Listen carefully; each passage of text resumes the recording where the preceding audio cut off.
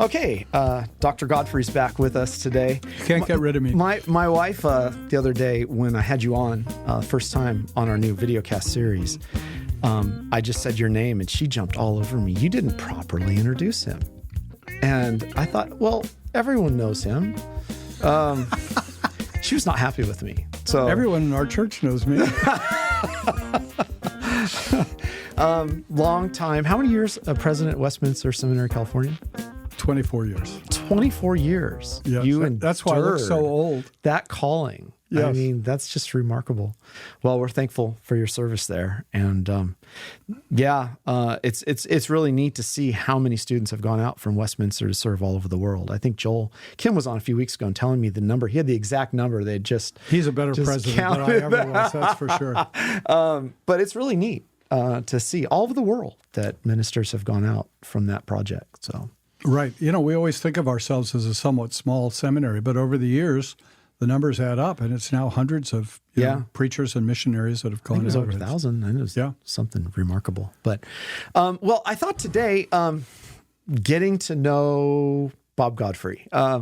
You wrote your book, Unexpected Journey. So this is... and everyone listening has committed that book to memory. So, But I thought it might be nice to do just a brief program here talking about your journey into the Christian faith and into Reformed Christianity and how that went. I know some of that story, obviously, and some interesting pieces along the way. I want to get to Harold camping right away, but we'll wait on that. But you came in to the Alameda CRC, right? Is that correct? Alameda, California, in the San Francisco Bay Area. Okay, your dad was the mayor. My dad and my grandfather had been mayors of the hometown. Yeah. Okay. And how did you come into the church? How did that happen? And I'd just like to hear the story. Well, I was born in 1945, so hardly a soul is yet alive. I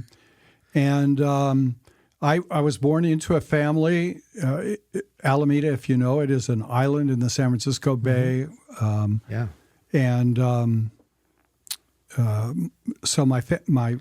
I went to high school there. It's amazing you're not liberal. Anyways, sorry, I just was thinking that. I'm sorry. Yeah, you've completely thrown me off now. I'm not liberal. I went to high school in Alameda, had teachers that had taught my parents in high school in Alameda. So we have deep roots in Alameda. My great-grandfather lived in Alameda. I'm a really Californian on my mother and father's side, fifth generation. Yeah. So I always say I belong in a museum. I'm so rare. And my family were all Methodists. They weren't all active Methodists, but some of them were. And I can remember as a kid going to the Methodist church occasionally with my grandmother usually. And I remember one Good Friday looking around and thinking, next year I might be the only person here because all these other people are so old and so few. And, they were probably 50 or something. But anyway, that was sort of my religious background. We were certainly a family that thought of ourselves as Christians and actually had a kind of high Methodist consciousness. We just didn't go much. And so then as a junior in high school, I was on the swimming team and had a long walk home after workouts with a fellow who lived in the same direction who was Christian Reformed. Oh, and fascinating. So we would walk home together and initially talked about politics and things and then began to talk about religion. And he invited me to come and visit his church sometime. How old were you again? Junior in high school. Okay. So I don't know, what is that, 16-ish? Yeah. And so I can't say I remember vividly the very first time I went, but I went. I think I must have been old enough to drive. I think I drove myself, and but it was not a huge church. It was maybe would seat 250, something like that. But just walking in, it was a stark contrast to my experience at the Methodist Church. And that was some of what struck me very early on.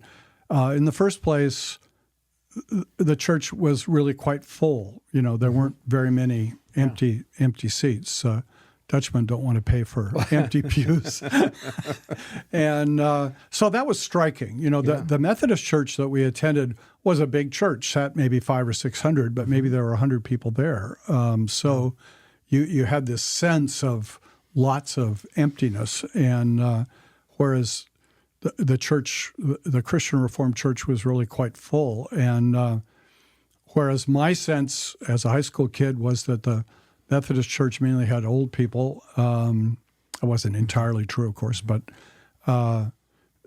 there was just a complete age span, little kids and high school kids and young adults and, middle-aged people, old people, all represented there. And in the Methodist Church, I always felt you could hardly hear the singing over the organ, whereas you could really hear the singing. It seemed enthusiastic. It's not always a difference between Methodist and Dutch. Well, it depends how loud the organ is. But the singing was very good in the Alameda Christian Reformed Church, and people were very friendly. And I would often get invited over to Sunday dinner, and discovered that real Dutch people, when they invite you over to Sunday dinner, when you first arrive, serve you cake or pie. Yeah. And I decided these are my people who eat dessert before the meal. Before the meal. Yeah. And so the friendliness of the church, and then I, would gradually get invited to things. But those initial sense of the sort of vitality of the church was one of the things that struck me. And then, it had to be sort of the preparatory work of the Holy Spirit. Everything I heard made sense. Wow. Partly because everything I heard was being taught out of an open Bible. Who was the preacher at the time? Harold Petrulia. Okay. So he was obviously clear in his preaching. Yeah. I don't think he was a great orator, but it was, an open Bible. And the same is true in Sunday school. I soon started going to Sunday school and then to Young People's Society. Sure. And in all of those meetings, the Bible was open and the teaching was coming out of the Bible. And, one of the things that I had learned in my Methodist family is the Bible is the Word of God, Right. So that was not, at that point, a sort of intellectual struggle for me. That was... And we've been talking about the difference, how Methodism sort of took the day in light of Calvinistic history. Did you see a stark difference in terms of approach to God?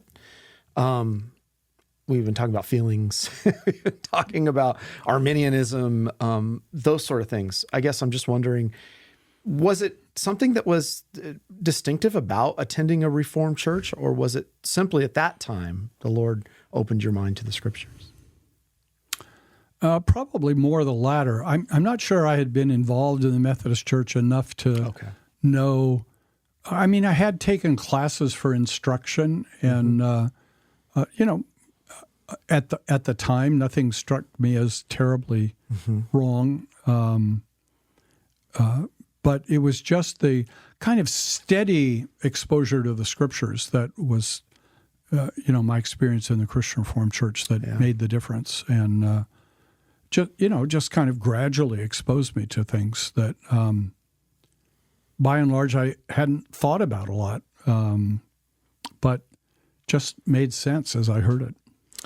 And you profess faith then in there? No. Oh.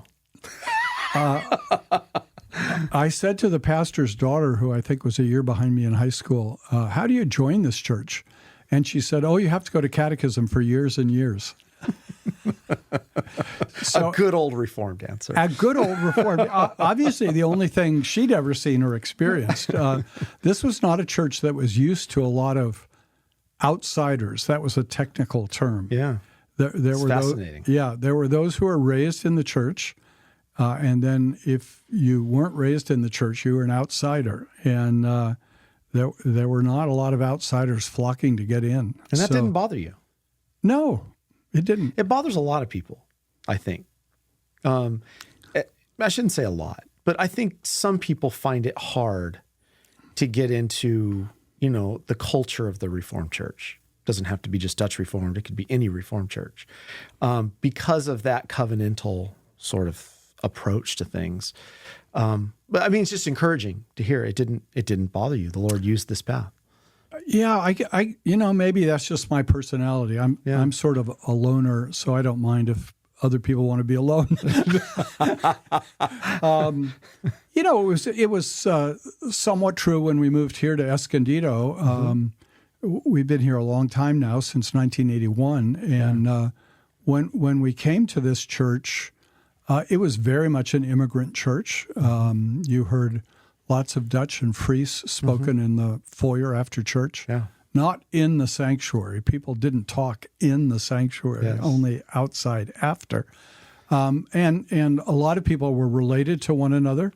So it was a very tight community that way, which didn't always make it easy to feel you.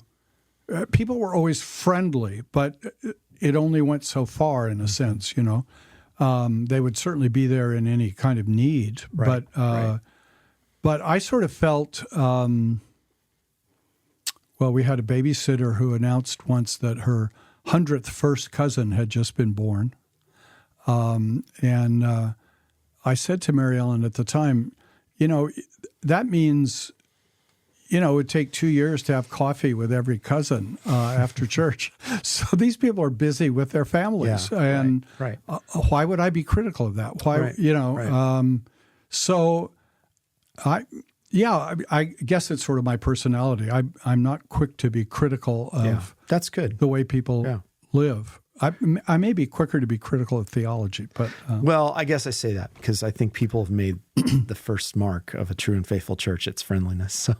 I mean, I would say I come to church not for friends, but for God. Yeah, and, exactly. Seems right. It seems right. And as I say, it's not at all that people were unfriendly. Right. But... if I came to church with the aim of being immediately adopted into one of the families, that's not likely to happen. So, So you did profess faith at some point, I'm trusting. I did. When I went off to college, I got involved very early on in InterVarsity in those days. And in those days, the InterVarsity group was relatively small, about 30 people probably. And was this the swimming group? No, it was a Christian group. Okay, but I don't know if anyone knows you were a swimmer in college. So. No, I wasn't a swimmer in college. Oh, in high school? In high school. See, I should know. I was a decent swimmer in high school, but they worked way too hard in college. I was never a morning person, and the idea of hitting the pool at 6 a.m, I wasn't that good either. But this college Christian group, about half went to a kind of Bible church and half went to a Presbyterian church. And so I went off to the Presbyterian church. And was that a USA? Yeah, it was a USA church, but godly preachers, both Westminster Philly grads and former OP ministers. So it was a very good church in all sorts of ways. And it was sort of there that I decided, I was still a member of the Methodist Church, so I decided this made more sense to, so I joined the Presbyterian Church there. Yeah. Okay. And then that sort of took you down, so you went to Stanford, got your PhD. Well, I went to Stanford as an undergraduate, then went to seminary, and then came back to Stanford for my PhD. That's right. And at that point, you decided you wanted to be a teacher. And you knew you wanted to do it in a Reformed institution? No. I sort of took every step of my life just as it came. So I wasn't sure what I wanted to do when I finished college. Not any. Sorry to cut you off, but not any desire for pastoral ministry at that point. I wasn't sure. Okay. Yeah. But I did come to the conclusion I wanted to go to seminary. So I went off to Gordon Conwell in Massachusetts, which was a good choice for me at the time, I think, because part of the faculty were very solidly Reformed and part were broadly Reformed to Arminian, maybe. And all my experience had been in Reformed circles. I thought maybe I ought to listen to somebody else. Strangely, through all of this, I thought of myself as Christian Reformed. I never really thought of myself as a Presbyterian. I always thought when I'm done with all this schooling, I'll end up in a Christian Reformed church. Why is that? Was it the people? Was it the experience as your initial sort of experience into the faith? Maybe, yeah. Because when I look back on it, I was actually, I was quite actively involved in the church through those high school years. And in those days, youth work was not professionalized. And so us as high school kids ourselves had to do a lot of the planning of the activities that took place. And so in reality, I was probably only in the church a year and a half, a little more. Yeah. But it really made an impression on me, and I really felt this is what seems right as to how a church operates and what it's like. And that's great. I'm not sure I've ever really reflected on that. So it's a good question. That's a new chapter that needs to be written in the book. Because I had really good experiences in the Presbyterian churches, the PCUSA church in Menlo Park, and then we went to the OP church near Gordon Conwell. I think we went there 2 of the 3 years. And the people were great. I enjoyed it, but somehow I always just felt I was Christian Reformed. Well, I think that's interesting because I've gotten to know you now a few years, and I think it's been really remarkable to stand back and watch your love for the Dutch Reformed. I mean, I've given you a hard time about it. You can't really do a lecture without talking about them. So, but I think it's been a good model for people to see, you come into the faith. Obviously, you had a Methodist background, but these people obviously embraced you and took you in, and that meant something. Yeah.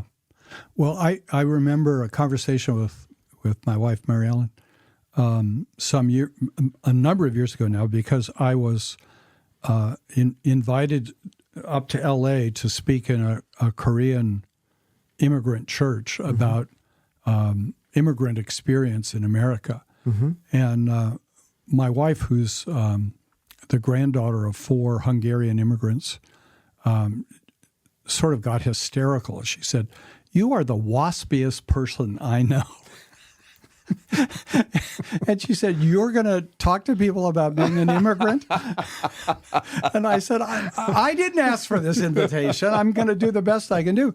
But I said, I've hung out with immigrants like you and with the Dutch Reformed people. And I do think in some almost subliminal way, I sensed that the Dutch Reformed were outsiders to America in a way that Presbyterians were not. And I don't. That there was nothing conscious about that, but it was true. The Presbyterians belong in America in a way that the Dutch Reformed didn't belong in America, and somehow I think real Christianity doesn't belong in a certain way. You know what I mean? Yes. We're exiles in this world. Right. And yeah, for me that connected somehow with the Dutch Reformed experience. It's fascinating.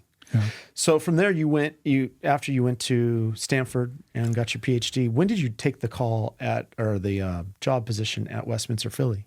Well, after I finished at seminary, again, I was not sure where the Lord was calling me. So I really applied to just one graduate program. And I thought, if I get in there, I think I'll do the graduate work. Otherwise, I may well pursue ministry. And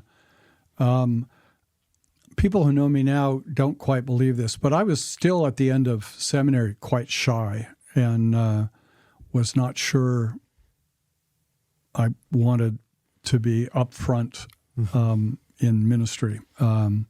So, and was bookish. I had my doctoral advisor at Stanford was a great guy, Missouri Synod Lutheran, and he said he had gone to seminary and wrestled with the question of graduate school or ministry and concluded he liked books better than people. And I do think if you're a minister, you need to like people better than books. So I went off to graduate school. Yeah, I've gotten to like people better, but don't ask me to choose. So anyway, went off to do doctoral work in Reformation history and thought I wanted to teach, but still didn't know whether I wanted to teach at a secular institution or a Christian school or a seminary or whatever. And then in the kind providence of God, in the last year of my doctoral work, Westminster Philly asked if I'd come and teach church history there. Wonderful. So, how many years were you there? At Stanford? At in Westminster Philly? Yeah. 7 years. 7 years.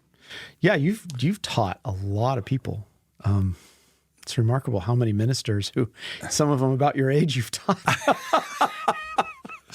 Yeah. I'm getting old. Yeah. First time I met you, I remember I walked into your office. You won't remember this, but I was considering seminary, and you're a young, impressionable seminary student. So here are all these theologians and guys you look up to, and I said something stupid to you. I said, I would love to go fishing with you or go hunting. And you clearly didn't know me at all. I didn't know you at all. And that's exactly what you said. You don't know me. Just give me a book. I don't want to fish. Imagine anything worse in the world than fishing. My father, who didn't really like fishing, took me once, and we both agreed it was just awful. Well, I felt like such a fool after that. I didn't want to see you for a while. But so 7 years, and then Bob Dindolk obviously reached out to you to think about what this project. Bob Strimple. Strimple and Dindolk. And Dindolk. Yeah. And of course, for me, there were problems brewing at the seminary in Philadelphia in those days. And as a Californian, I never felt entirely at home on the East Coast. So the chance of coming back to the West, although when I grew up, Northern Californians had great disdain for Southern California. And so it really was a bit of a struggle. Do I want to live in Southern California? But we've adjusted. I asked you that not so long ago about moving somewhere else, and your answer was, I'm a California boy. I wouldn't go anywhere. Yeah. Somebody's got to stay in Nineveh.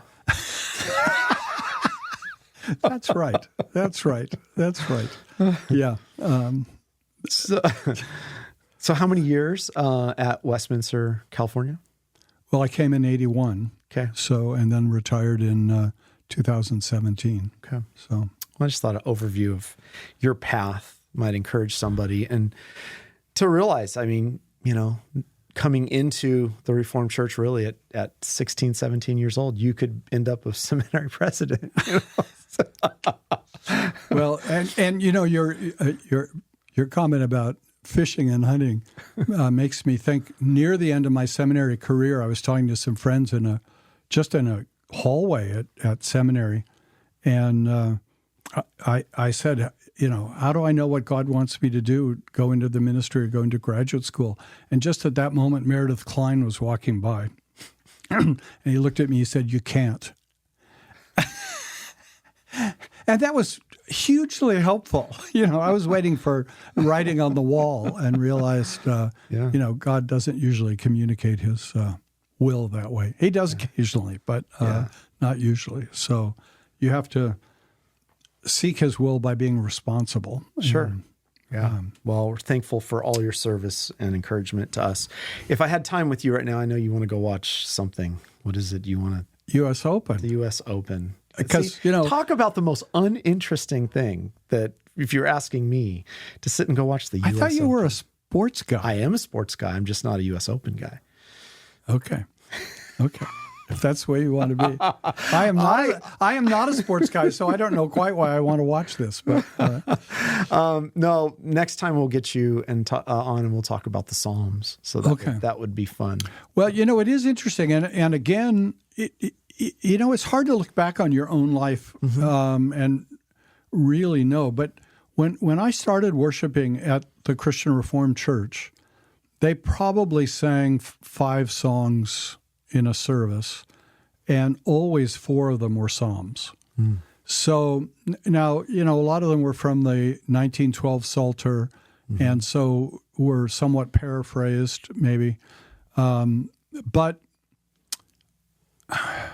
I think if you start with the Psalms, particularly, they get in your blood in a different kind of way. But this is everything sort of countercultural and upside down to what we think somebody would come into the church and appreciate. I think that's why I find your story fascinating. Is you come into a group that had many who were immigrants, and they're singing psalms out of a red 1912. Well, no, I'm not that old, but No, it was the blue book, right? It was the blue. Okay. But it must have just come in. Okay. Yeah. Well, I think it was 59. Yeah. 59, the Blue Psalter came in. But whatever the case, this just doesn't seem like the path that the Lord would use, and he did. And I just find that fascinating. Yeah. Well, the curious thing, I think, is I'm a good test case of someone who really did not have a lot of church experience. Yeah. And so then when you come to church, I don't have ideas of what church ought to be. It's an interesting point because, I hate to say this, but sometimes dealing with Roman Catholics coming into our fellowship here are a lot easier to deal with than evangelicals. That may be because under the surface you really are a priest who wants to run things. It's true. Domini. But what I'm saying is their experience has been so cold. There's nothing warm about their experience, whereas everything's been feelings oriented and driven on the opposite end. Right. They come among us and they think this is refreshing. Yeah. I've never seen anything like this. Yeah. The guy's actually preaching to me. It's not a dry homily. Yeah. And people stand around, talk afterwards. And It's not just ritual. Right. Anyway. Exactly. Well, thanks, Bob, for coming on today. I appreciate you taking time to tell your story. Yeah. Thank you. Thanks.